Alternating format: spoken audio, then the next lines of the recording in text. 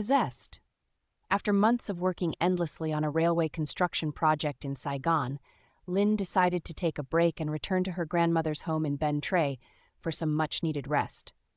It was the time of the Hungry Ghost Festival, the 15th day of the 7th lunar month in Vietnam. She hoped the fresh countryside air would help her forget the exhaustion of city life. At night, Ben Tre was quiet. There were no bright city lights, only the pale moon casting its glow on the river, making the place feel mysterious. Her grandmother's house was deep inside a small canal, surrounded by tall coconut trees.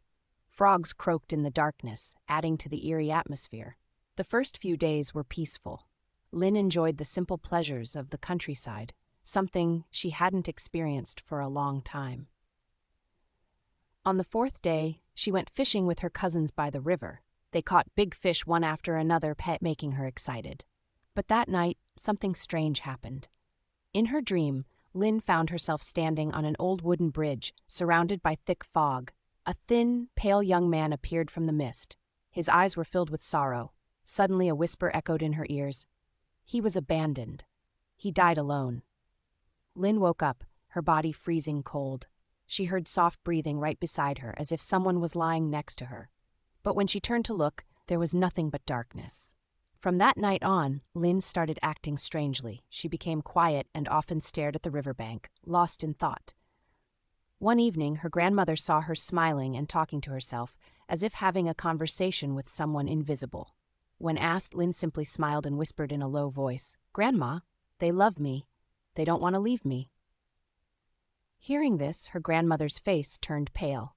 She immediately called Uncle Hai, the family's spiritual expert, to find out what was happening. That night, while the family was having dinner, Lynn suddenly stood up. Her voice changed, deep, filled with hatred. "You abandoned me. I won't forgive you." Everyone froze in shock. Lynn's eyes widened, her fingers digging into the wooden table so hard that her nails bled. Uncle Hai quickly lit incense and started chanting prayers. But before he could finish, Lynn collapsed. When she lifted her head again, her expression had changed. She smiled, a soft, sorrowful smile, like a heartbroken woman. Her voice became gentle but filled with sadness. "I just wanted to be loved. He betrayed me. I don't want to go anywhere." Everyone was horrified. Lynn was possessed by not one but two spirits. A man and a woman, both carrying the pain of lost love. Uncle Hai ordered the family to hold her down. He took out a red string and tied it around her wrist. Lynn struggled violently, her eyes burning with anger. "Let me go. You don't understand," the male spirit roared. Then she giggled, her voice turning into the woman's. "If no one loves me, I will never leave." Realizing this was serious, Uncle Hai started asking around the village. He soon discovered a tragic story from years ago. A young man, rejected by his family and abandoned by his lover, had jumped into the river and drowned, right under the wooden bridge from Lynn's dream. A heartbroken woman, betrayed by her love, had also ended her life in the same river, filled with grief and despair. Their lost souls had wandered ever since, unable to find peace. When Lynn arrived, they had chosen her as their new home. Uncle Hai wasted no time. He arranged a ritual and called a priest to perform a prayer ceremony.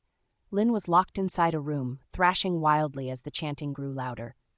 The candles flickered and went out. The air became ice cold.